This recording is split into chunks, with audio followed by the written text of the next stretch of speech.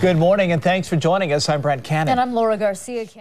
Ever dream of running a marathon? Coming up, we have a game plan to get you started. The new book that shows you what it really takes to train, run, and finish your first marathon.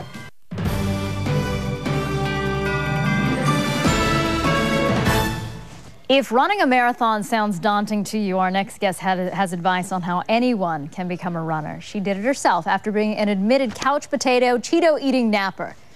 That sounds kind of good right now, doesn't it? Dais, who wrote the book, The Non-Runner's Marathon Guide for Women. It chronicles the true story of how she went from recliner to race day, convincing readers how they can do it as well. Dawn joins me this morning to talk a little bit about it. Thanks for joining us. Thanks for having me. Now, I hear your motto used to be, don't run unless chased. Yes, and then even that depends on who's chasing me, because they're probably going to catch me anyway. Right. So I might as well just let them. Huh? Yeah, who has the energy? So what really got you on the road to running then? Well, it was a fundraiser for the American Stroke Association, and it was in memory of my grandfather who had had a stroke years ago and had died a few months prior. Okay, I'm sorry to hear of your loss, but it seems like that is truly the motivating factor for a lot of folks. I mean, I have to admit I've considered it myself, but it seems so daunting. Yeah, and the fundraiser is a good way to do it because people give you money, and when they give you money, you're thinking, oh, I guess I have to do it, or I'm going to have to give that money back. And so I just kept doing it because I promised them that I would finish. Now, did you have kind of a mentor along the way helping you? Well, I had coaches, very, very patient coaches who put up with me and my sarcasm for the duration. And I had a friend who was, I called her Chipper Jen because she was ridiculously happy about running all the time. Well, so she had that permanent runner's high that you hear about. Well, she's just runner's high all the time. It doesn't even matter if she's running. Did you ever get it? Did you ever get the runner's high? I always said I got the runner's hangover because I was always like, ah.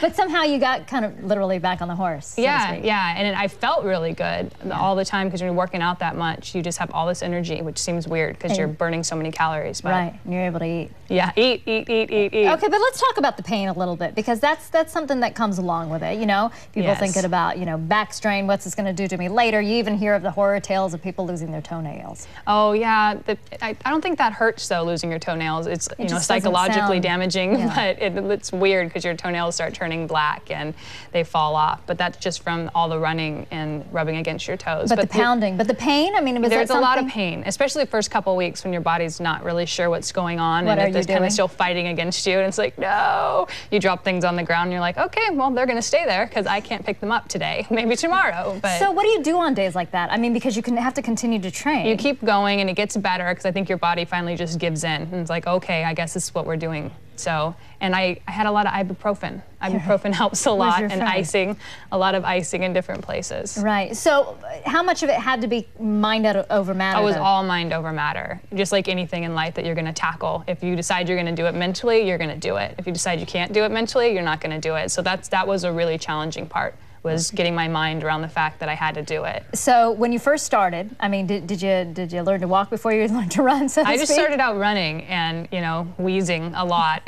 So we did the first mile, they timed our first mile to kind of see where we were, and I thought, oh my goodness, I can hardly even do a mile. And then the third mile, I got home after doing my first 3-mile run and I just laid down on the kitchen floor just trying to get cool and pouring water on myself. And I don't know, you just keep doing it and you keep surprising yourself because we don't know what we're capable of physically because we don't ever challenge ourselves, but you are capable of a lot. Yeah. Now what about now? Are you a runner still? I do short runs now. I'm still not a big fan of long runs. I do like 2 or 3 miles and I play soccer, which is a way of running, but you have a little distraction because you're trying to slide tackle people. Right, yeah, right. So you still remain really active. Yeah. What about the Cheetos and the couch? I still like those as well. Yeah. I've incorporated it all into my life. You can't give up Cheetos. Right, exactly. You can eat more of those and have the orange fingers, and then you just run them off. Yeah. It's a great book. It's a fun read. She's got a journal in there as well, and kind of step-by-step of, you know, a real guide, I think, to kind of get you on the road to running.